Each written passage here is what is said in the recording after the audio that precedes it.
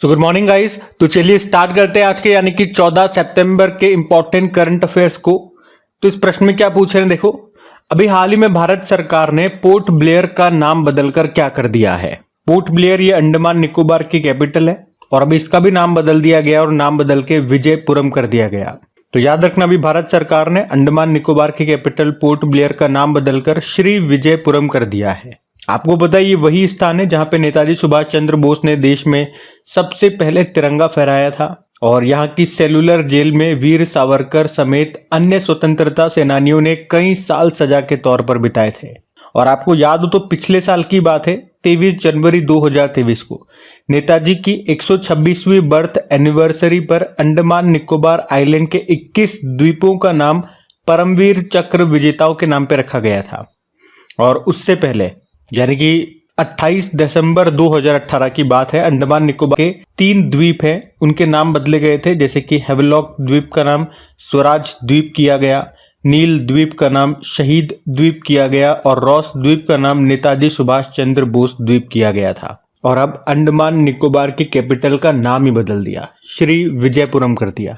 अच्छा, इसी तरह से कुछ और नाम बदले गए, वो मैं आपको बताता हूँ। जैसे कि संपर्क क्रांति एक्सप्रेस, इसका नाम बदल के अक्षरधाम एक्सप्रेस किया गया था। मुंबई के चर्च गेट रेलवे स्टेशन का नाम बदल के सीडी देशमुख के नाम पे किया गया था, आरबीआई के पहले भारतीय गवर्नर हैं। भोपाल मेट्रो का नाम बदल करके भोज मेट्रो किया गया था। हावड़ा कालका मेल ट्रेन का नाम बदलकर नेताजी एक्सप्रेस किया गया था। कर्नाटक में जो हुबली रेलवे स्टेशन है उसका नाम बदल के श्री सिद्धरुदा स्वामीजी रेलवे स्टेशन किया गया था और ये भारत का सबसे लंबा रेलवे स्टेशन भी है यहाँ पे। और यहीं पे भारत का सबसे लंबा रेलवे प्लेटफॉर्म आपको मिलेगा, जिसकी लंबाई है 1507 मीटर। पाताल पानी रेलवे स्टेशन का नाम बदल के तात्या मामा के नाम पे किया गया। मध्य प्रदेश में ही हबीबगंज रेलवे स्टेशन का नाम बदलकर रानी कमलापति के नाम पे किया गया। इलाहाबाद जंक्शन का नाम प्रयागराज जंक्शन कर दिया। मंडुआडीह रेलवे स्टेशन का नाम बनारस जंक्शन कर दिया। मुगल सराय railway station Pandit Deendayal railway station हो गया। Naugarh railway station Siddharth Nagar railway station हो गया। उत्तर प्रदेश के झांसी रेलवे स्टेशन का नाम रानी लक्ष्मीबाई के नाम कर दिया। उत्तर प्रदेश के ही काकोरी कांड का नाम काकोरी ट्रेन एक्शन कर दिया। फुरसतगंज रेलवे स्टेशन तपेश्वर धाम रेलवे स्टेशन हो गया। अभी राष्ट्रपति भवन के दरबार हॉल का नाम बदलकर गणतंत्र मंडप कर दिया था और अशोक हॉल का नाम भी बदल करके अशोक मंडप कर दिया था। वैसे अयोध्या रेलवे स्टेशन को अब अयोध्या धाम रेलवे स्टेशन कहते हैं और अयोध्या एयरपोर्ट को महर्षि वाल्मीकि के नाम से जाना जाता है, तो ये भी ध्यान रखिएगा। और वैसे अंडमान निकोबार के लेफ्टिनेंट गवर्नर कौन है? डीके जोशी हैं। और अंडमान द्वीप समूह को निकोबार द्वीप समूह से अलग करने वाला कौन सा डिग्री चैनल है? तो 10 डिग्री चैनल है। ये तो आप सबको पता है, तो ध्यान रखना ये। अगला प्रश्न हम देखते हैं। फिर अगले प्रश्न में पूछ रहे हैं, हाल ही में रक्षा मंत्री राजनाथ सिंह ने डिफेंस एक्सपो इसको कहां पे शुरू किया? तो आंसर होगा जोधपुर में। तो अभी हमारे जो रक्षा मंत्री हैं राजनाथ सिंह, उन्होंने राजस्थान के जोधपुर में 3 दिनों तक चलने वाले डिफेंस एविएशन एक्सपो को शुरू किया है। इसमें स्वदेशी हथियारों और नई टेक्नोलॉजी का प्रदर्शन किया जाएगा। एक्चुअली में अभी जोधपुर में इंडियन एयरफोर्स की सबसे बड़ी मल्टीनेशनल ज्वाइंट एक्सरसाइज तरंग शक्ति का आयोजन किया गया था और उसी में शामिल होने के लिए रक्षा मंत्री राजनाथ सिंह जोधपुर आए थे और वहीं पे उन्होंने इस डिफेंस एक्सपो का भी उद्घाटन किया, इसे शुरू किया। ये जो तरंग शक्ति एक्सरसाइज है जिसका आयोजन अभी जोधपुर में हुआ था, इसमें 7 देशों ने हिस्सा लिया था। और याद रखना, बांग्लादेश की सेना पर्यवेक्षक यानी कि ऑब्जर्वर के तौर पर इस अभ्यास में शामिल हुई थी। और अगर आपसे पूछे तरंग शक्ति ये पहली बार ही हमने इसका आयोजन किया है, पहला संस्करण है, तो पूछे कि किस एक्सरसाइज से प्रेरित होकर के इसका आयोजन किया गया? तो अमेरिका के रेड फ्लैग एक्सरसाइज से प्रेरित होकर के इसका आयोजन किया गया। वैसे इस प्रश्न में हमने पूछा क्या था कि अभी डिफेंस एक्सपो का आयोजन कहाँ पे किया गया? तो राजस्थान के जोधपुर में। अच्छा, यहाँ डिफेंस से संबंधित, आर्मी से संबंधित कुछ और भी करंट अफेयर्स के प्रश्न मैं आपको रिवाइज कराता हूँ। जैसे कि आपको याद होगा, भारतीय सेना ने स्वदेशी आसमी सब मशीन गन को शामिल किया है और आर्मी का पहला स्किन बैंक कहाँ पे खुला? नई दिल्ली में। भारतीय नौसेना की पहली महिला हेलीकॉप्टर पायलट बनी है अनामिका बी राजीव। और ये कौन है? हेलन मैरी रॉबर्ट्स अल्पसंख्यक समुदाय से पाकिस्तानी सेना की पहली महिला ब्रिगेडियर बनी थी। और भारत किस देश से इग्ला एस वायु रक्षा प्रणाली लेगा? रशिया से। अभी भारतीय वायुसेना ने आगरा में एयर ड्रॉप के लिए पोर्टेबल हॉस्पिटल का परीक्षण किया था, उस पोर्टेबल हॉस्पिटल का नाम क्या है? भीष्म। अभी मोदी जी जब यूक्रेन गए थे तो उसको भी भेंट दिया था। उसके अलावा इंडियन एयरफोर्स ने उत्तराखंड में जंगल की आग पर काबू पाने के लिए कौन सा ऑपरेशन चलाया? बॉम्बी बकेट ऑपरेशन चलाया था। भारतीय सेना ने कहां पर पर्वत प्रहार अभ्यास का आयोजन किया? लद्दाख में। ये प्रश्न भी एग्जाम में आया था। आर्मी मेडिकल सर्विस की पहली महिला बनी थी कौन? पहली महिला डायरेक्टर जनरल बनी थी साधना सक्सेना नायर। फोर्स के उप प्रमुख बने अभी तेजिंदर सिंह। और इंडियन आर्मी के अभी उप प्रमुख वाइस चीफ राजा सुब्रमणी बने थे। इंडियन आर्मी ने अभी प्रोजेक्ट नमन लॉन्च किया था। अभी पहला संयुक्त कमांडर सम्मेलन लखनऊ में हुआ।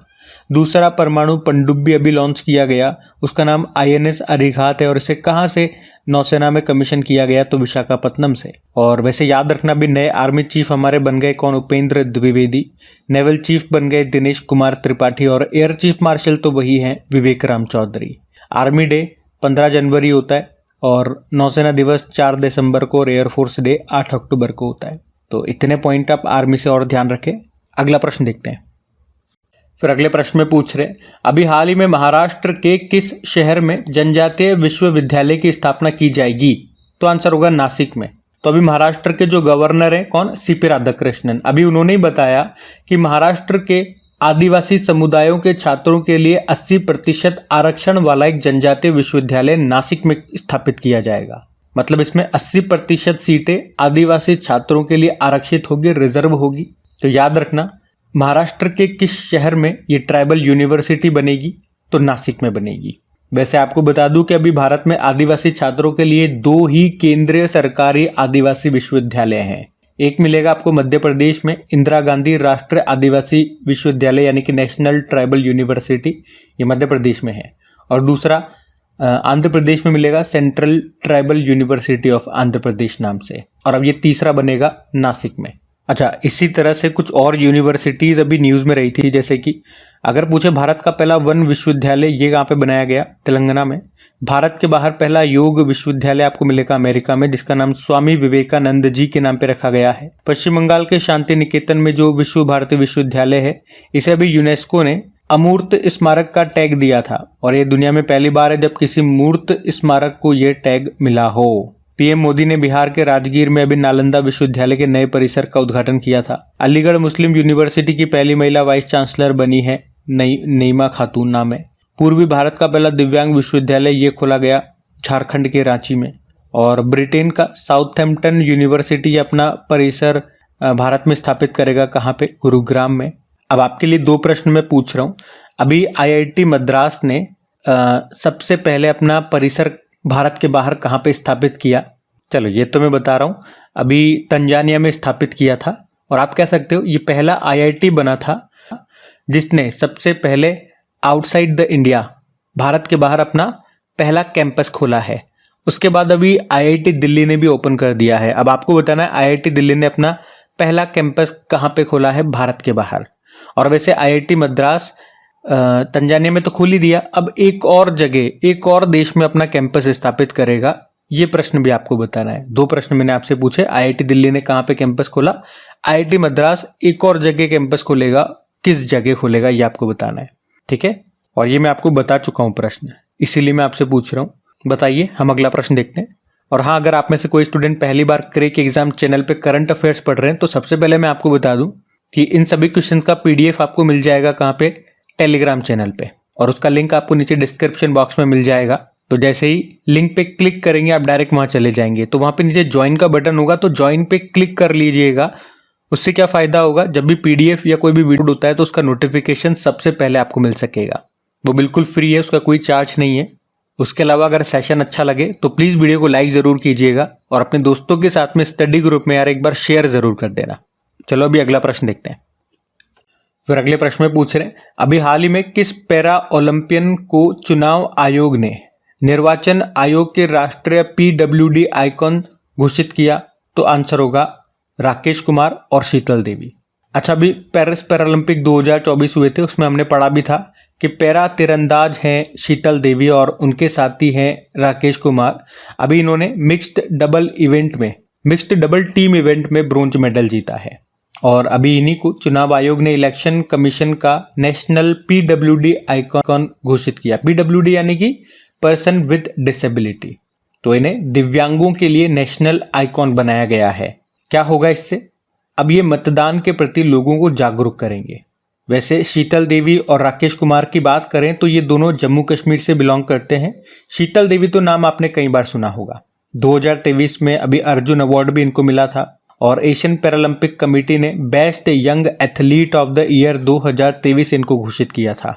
बाकी इलेक्शन कमीशन ऑफ इंडिया की बात करें तो संविधान के भाग 15 में अनुच्छेद 324 से लेकर 329 तक के बारे में इसमें बताया गया है। इसकी स्थापना होती है 25 जनवरी 1950 को और इसके अध्यक्ष कौन है, यानी कि election commission of India Rajiv Kumar है 25वें नंबर के। और पहले इलेक्शन कमिश्नर ऑफ इंडिया कौन थे? मुख्य चुनाव आयुक्त सुकुमार सेन थे। और पहली महिला में पूछोगे तो वीएस रमा देवी। अभी 2 नए इलेक्शन कमिश्नर बन गए चुनाव आयुक्त, उनके नाम ज्ञानेश कुमार और सुखबीर सिंह संधू है। कई सारे इसने एप्लीकेशन ऐप वगैरह लॉन्च किए थे इलेक्शन कमीशन ऑफ इंडिया ने, चुनाव आयोग ने, जैसे कि सक्षम एप्लीकेशन हो गया, गरुड़ एप्लीकेशन हो गया, सी विजिल एप्लीकेशन हो गया, एनकोर सॉफ्टवेयर हो गया, नो योर कैंडिडेट ऐप हो गया, मिथ वर्सेस रियलिटी नाम से एक ऐप हो गया, सुविधा पोर्टल हो गया। और अभी जो इलेक्शन हुए थे उसमें राष्ट्रीय आइकॉन, नेशनल आइकॉन बनाया था राजकुमार राव और सचिन तेंदुलकर को। यूथ आइकॉन बनाया था आयुष्मान खुराना को। तो ये पॉइंट इससे ध्यान में रखना। अगला प्रश्न देखते हैं। फिर अगले प्रश्न में पूछ रहे हैं, अभी हाल ही में सीताराम येचुरी का निधन हो गया, उनका संबंध किससे था? तो सीपीआईएम पार्टी से। सीपीआईएम मतलब कम्युनिस्ट पार्टी ऑफ इंडिया, मार्क्सवादी। और इसके महासचिव थे सीताराम येचुरी, जिनका अभी 72 वर्ष की उम्र में निधन हो गया। इनका जन्म तमिलनाडु में हुआ था और वे 2005 में पश्चिम बंगाल से राज्यसभा के लिए चुने गए थे, जिसके बाद उन्हें 2016 में राज्यसभा में बेस्ट पार्लियामेंट्री अवार्ड से भी सम्मानित किया गया था। और इस पार्टी की बात करें, सीपीआईएम पार्टी, तो 1964 में कम्युनिस्ट पार्टी ऑफ इंडिया से अलग होकर के इसका निर्माण हुआ था। इसका चुनाव चिन्ह भी आप देख सकते हो। और अभी वर्तमान में केरल में इसी पार्टी की सरकार है। अच्छा, पार्टीज की बात चल रही है तो भारत में अभी वर्तमान में कितनी नेशनल पार्टीज हैं? 6 हैं। BJP, Bahujan Samaj party, communist party of India, Marxist यानी कि मार्क्सवादी, Indian National Congress, National People's Party और अब से सबसे नवीनतम बनी थी कौन सी? आम आदमी पार्टी। वैसे देखो, प्रश्न हमारा निधन से संबंधित था, तो अभी कुछ इंपॉर्टेंट पर्सनैलिटीज, कुछ इंपॉर्टेंट व्यक्तियों के नाम बताता हूं जिनका हाल ही में निधन हुआ है। 2024 के बता रहा हूं, सारे इंपॉर्टेंट, ध्यान से सुनना। एक तो अरुणा वासुदेव का नाम याद होगा, एशियाई सिनेमा की मां इनको कहा जाता है, लेकिन निधन हो गया। राकेश पाल भारतीय तटरक्षक बल के डायरेक्टर जनरल थे, 25वें नंबर के, निधन हो गया। राम नारायण अग्रवाल अग्नि मैन ऑफ इंडिया, अग्नि मिसाइल के जनक कहे जाते थे, निधन हो गया। नटवर सिंह पूर्व विदेश मंत्री थे, इनकी ऑटोबायोग्राफी का नाम है one life is not enough, निधन हो गया। साल सिंह मराक मिस्टर क्लीन के नाम से जाने जाते थे, मेघालय के पूर्व मुख्यमंत्री थे, निधन हो गया। बुद्धदेव भट्टाचार्य पश्चिम बंगाल के पूर्व मुख्यमंत्री थे, निधन हो गया। शोभना रानाडे गांधीवादी सामाजिक सुधारक थी। यामिनी कृष्णमूर्ति, ये भरतनाट्यम और कुचिपुड़ी की नृत्यिका थी। ये क्लासिकल डांसेज हैं। भरतनाट्यम तमिलनाडु का है और कुचिपुड़ी आंध्र प्रदेश। अंशुमान गायकवाड़ क्रिकेटर थे। पंडित राजीव तारानाथ सरोद वादक थे। कमला बेनीवाल राजस्थान की पहली महिला मंत्री थी। सुशील मोदी बिहार के पूर्व उप मुख्यमंत्री थे। सलाम बिन रज्जाक प्रसिद्ध उर्दू लेखक थे। पीटर हिग्स ब्रिटिश भौतिकी विज्ञानी फिजिसिस्ट थे। पॉल अलेक्जेंडर ये अमेरिका के थे, the man in the iron lung के नाम से ये फेमस थे। गजल गायक पंकज उदास का निधन हो गया। देश के सबसे बुजुर्ग टेस्ट क्रिकेटर थे दत्ताजी राव गायकवाड़ का निधन हो गया। भारत की पहली ओरल यानी कि मौखिक गर्भ निरोधक गोली है सहेली, उसकी खोज करने वाले डॉक्टर आर नित्य आनंद का निधन हो गया। शास्त्रीय गायिका प्रभा अत्रे का निधन हो गया, किराना घराने से संबंधित थी। मुनव्वर राणा मशहूर उर्दू गायक थे। और इब्राहिम रईसी ईरान के राष्ट्रपति थे, हेलीकॉप्टर एक्सीडेंट में इनका निधन हो गया था। तो ये 2024 के कुछ इंपॉर्टेंट नाम है जिनके भी हाल ही में निधन हुए, तो इनको ध्यान में रखना। अगला प्रश्न हम देखते हैं। फिर अगले प्रश्न में पूछ रहे हैं, अभी हाल ही में भारत सरकार को high altitude anti submarine warfare, जिसका नाम है सोनोबॉय, ये बेचने की घोषणा किसने की है? तो आंसर होगा अमेरिका। तो सोनोबॉय क्या है? ये एक high altitude anti submarine warfare है जो भारत अमेरिका से खरीदेगा। और उसी के लिए अभी भारत यूएस के बीच में एक एग्रीमेंट हुआ है कि हम अमेरिका से 500 सोनोबॉय खरीद रहे हैं। कितने में? तो आंसर होगा $52.8 मिलियन। रुपए में बात करें तो 436 करोड़ रुपीस में। तो इन सोनोबॉय का इस्तेमाल सिकोर्स्की MH-60R हेलीकॉप्टरों के साथ किया जाएगा और इस खरीद के साथ भारत को हिंद महासागर में चीनी पनडुब्बियों की बढ़ती मौजूदगी का मुकाबला करने में मदद मिलेगी। वैसे अभी आपको याद होगा वित्त वर्ष फाइनेंशियल ईयर 2024-25 में भारत का जो रक्षा बजट है वो कितना है, 6.22 लाख करोड़ रुपीस। ये टोटल का 13% है। और अभी हमने पढ़ा भी था कि भारत अमेरिका से ही सिग 716 असोल्ट राइफल्स भी खरीद रहा है। इनकी रेंज 500 मीटर है।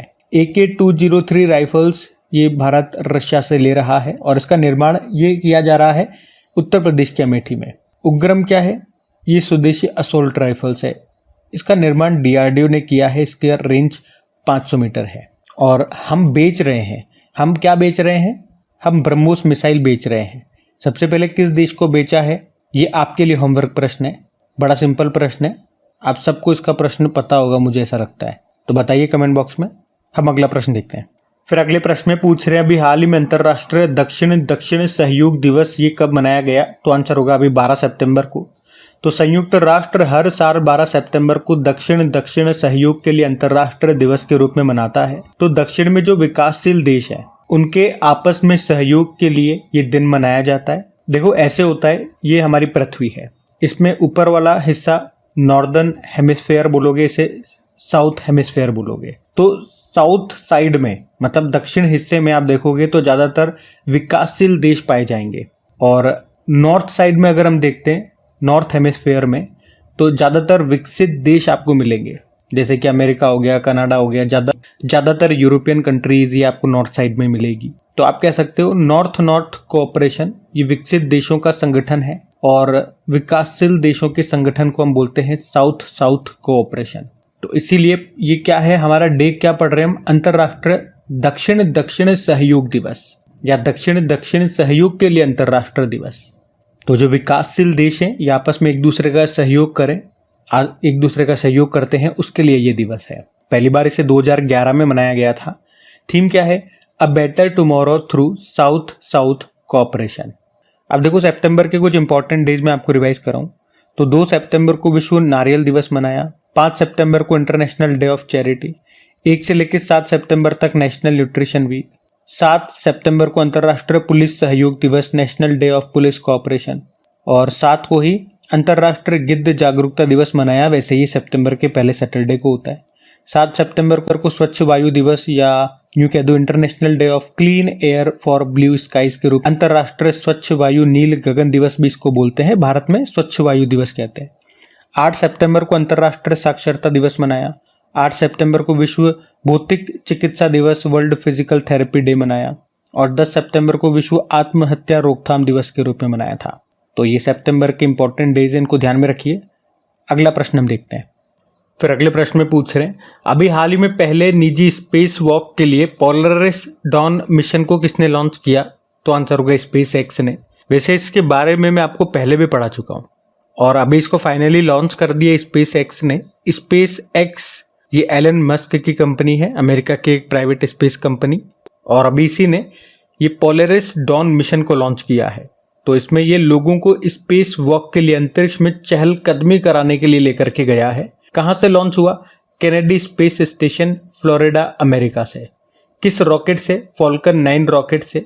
अभी इसमें 4 अंतरिक्ष यात्रियों को भेजा गया अंतरिक्ष में चहलकदमी करने के लिए और इस मिशन का नेतृत्व कर रहे हैं इसाक मैन।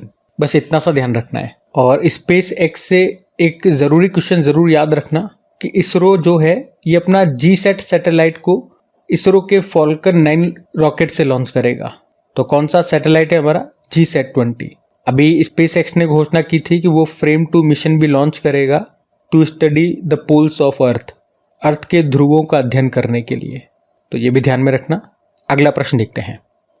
फिर अगले प्रश्न में पूछ रहे हैं अभी हाल ही में केंद्र सरकार ने प्रधानमंत्री ई-ड्राइव योजना के लिए कितने बजट की घोषणा की है, तो आंसर होगा 10,900 करोड़ रुपए। तो अभी कैबिनेट ने प्रधानमंत्री ई-ड्राइव स्कीम को मंजूरी दे दी है। तो इस स्कीम के तहत देश में इलेक्ट्रिक मोबिलिटी को बढ़ावा देने के लिए सरकार 10,900 करोड़ रुपए खर्च करेगी।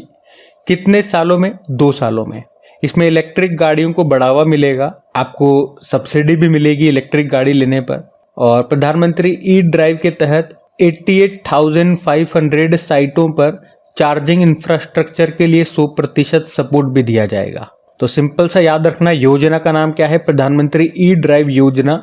एक लाइन में बोले तो इसका उद्देश्य क्या है? देश में इलेक्ट्रिक मोबिलिटी को बढ़ावा देना, यानी कि इलेक्ट्रिक गाड़ियों को बढ़ावा देना। और इसके लिए कितना बजट की घोषणा की गई है? 10,900 करोड़ रुपए। कितने सालों के लिए? 2 सालों के लिए इतना इस पे खर्च करना है मतलब। अच्छा, इसी तरह से कुछ और इलेक्ट्रिक गाड़ियों से संबंधित कुछ प्रश्न आए थे, मैं आपको रिवाइज कराता हूँ। जैसे कि भारत का पहला स्वदेशी ई ट्रैक्टर लॉन्च हुआ था, उसका नाम क्या है? CSIR prime ET11। Public transport को फ्री करने वाला पहला देश बना था दुनिया का कौन सा? लग्जमबर्ग। नितिन गडकरी जो हमारे ट्रांसपोर्ट मंत्री भी हैं, और अभी इन्होंने पहली मिथेनॉल संचालित बसों का अनावरण किया था बेंगलुरु में। देश की पहले इलेक्ट्रिक डबल डेकर बस ये लॉन्च हुई थी मुंबई में। केंद्र सरकार ने प्रधानमंत्री ई बस सेवा पहल के तहत कितनी ई बसों को शुरू करने की मंजूरी दी थी? 10,000। अफ्रीका में उत्पादन शुरू करने वाली पहली भारतीय इलेक्ट्रिक व्हीकल कंपनी कौन सी है? One electric. और अमेरिका द्वारा प्रमाणित विश्व की पहली इलेक्ट्रिक फ्लाइंग कार का नाम क्या है? अलेफ मोड ए। कौन सी भारतीय कंपनी यूके में ईवी बैटरी फैक्ट्री लगाएगी? तो आंसर होगा टाटा। और भारत की पहली सौर ऊर्जा संचालित पर्यटक नाव का नाम सूर्यवंशु है। और ये योजना ये कब शुरू हुई थी? इलेक्ट्रिक व्हीकल्स को बढ़ावा देने के लिए सबसे पहले यही योजना शुरू हुई थी 2015 में। तो ये भी ध्यान में रखना। अगला प्रश्न देखते हैं। फिर अगले प्रश्न में पूछ रहे हैं कि अभी हाल ही में कैबिनेट ने देश को मौसम के पूर्वानुमानों को और अधिक एक्यूरेट बनाने के लिए अभी कौन सा मिशन को मंजूरी दी है? तो आंसर होगा मिशन मौसम। तो अभी केंद्रीय मंत्रिमंडल ने मिशन मौसम को मंजूरी दे दी है। तो इसके लिए 2 सालों में 2,000 करोड़ रुपए का प्रावधान किया गया है। इस मिशन का उद्देश्य मौसम संबंधी घटनाओं की सटीक जानकारी देना है, ताकि उससे निपटने के प्रभावी उपाय किए जा सके और नुकसान से बचा जा सके। और पृथ्वी विज्ञान मंत्रालय इस मिशन को लागू करने वाली प्रमुख संस्था है। तो गाइज, ये थी आज की आपकी करंट अफेयर्स की क्लास। उम्मीद करूंगा सेशन पसंद आया होगा। अगर सेशन अच्छा लगा और आपने वीडियो को अभी तक लाइक नहीं किया तो प्लीज़ रिक्वेस्ट है आपसे, वीडियो को लाइक ज़रूर कीजिएगा। दोस्तों के साथ में स्टडी ग्रुप में एक बार शेयर ज़रूर कर देना मेरे दोस्त। बाकी PDF के बारे में मैंने आपको बता ही दिया। तो चलो अभी कल के करंट अफेयर्स का हम क्विक रिवीजन करते हैं और सेशन एंड करते हैं। तो यहाँ पे हम 13 सितंबर के इंपॉर्टेंट करंट अफेयर्स का क्विक रिवीजन कर रहे हैं। पहला प्रश्न पूछा, अभी भारत और किस देश के बीच अल नजा अभ्यास का आयोजन किया गया? तो आंसर होगा ओमान। फिर पूछा, अभी किसने सिंगापुर साहित्य पुरस्कार जीता? प्रशांति राम ने। फिर पूछा, अभी PM मोदी ने हरित हाइड्रोजन पर दूसरे अंतर्राष्ट्रीय सम्मेलन का उद्घाटन कहाँ पे किया? नई दिल्ली में। फिर पूछा, चंद्रमा पर 250 से अधिक भूकंप के कंपन का डेटा संग्रह किसने किया? चंद्रयान 3। फिर पूछा, भाई किसे 2024 के लिए सर्वश्रेष्ठ देश घोषित किया गया? तो आंसर होगा स्विट्जरलैंड। और कार्बन अकाउंटिंग फाइनेंशियल भागीदारी पर हस्ताक्षर करने वाला पहला भारतीय बैंक ये बन गया कौन सा? Union bank of India. और किसने फ्रांस से सेंटिनल 2C उपग्रह को लॉन्च किया? तो आंसर होगा एयरबस। ओशन 2024 नौसैनिक अभ्यास किसने शुरू किया? रशिया ने। और भारत ने किसके सहयोग से infrastructure financing bridge UKIIFB launch किया? तो आंसर होगा ब्रिटेन। और आखिरी प्रश्न पूछा, भारत सरकार ने आयुष्मान भारत योजना के अंतर्गत कितने वर्ष से अधिक उम्र के सभी वरिष्ठ नागरिकों को स्वास्थ्य कवरेज देने की मंजूरी दी? तो आंसर होगा 70 वर्ष।